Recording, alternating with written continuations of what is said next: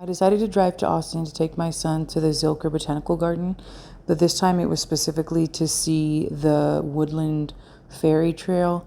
This is one of the places in Austin that I do frequent more regularly. I go at least once or twice a year because it is a very beautiful botanical garden. They have these historic little house, like wooden houses here as you come in and take a left from the visitor center. This was in mid-May, so it was already getting really hot. It was in the 90s this particular day that we went. They have this really cute area that's in the shade where you can play with their instruments. They're like wind instruments, and Finn really enjoyed that. But before we did that, we went and found the Woodland Fairy Trail.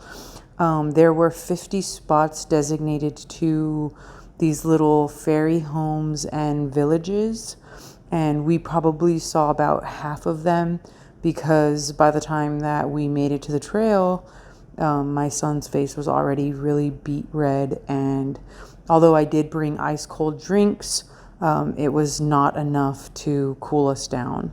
So we decided to cut it early, and that's because he was in his stroller the entire time with the top of the stroller covering him for shade.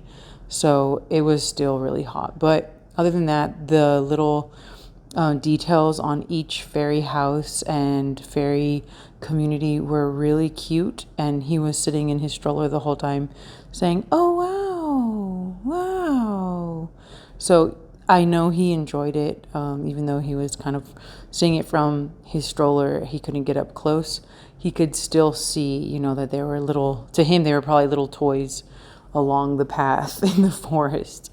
But it was really, really cute. Some of them did put little miniature characters of the little fairies, and others were vacant, or the fairies were out doing things, enjoying each other's company, fishing, planting more seeds. Who knows? Who knows what fairies do? Helping nature, nurturing nature. And yeah, each one was very unique and very cute.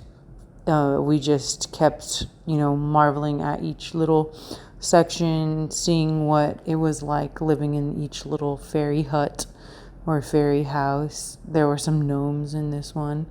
And yeah, just the way that they decorated their little lawns it was definitely really cute to imagine a whole whimsical fairy scene going on here. They did have their opening day Saturday, May 10th, which was the day before Mother's Day. They had lots of activities, games.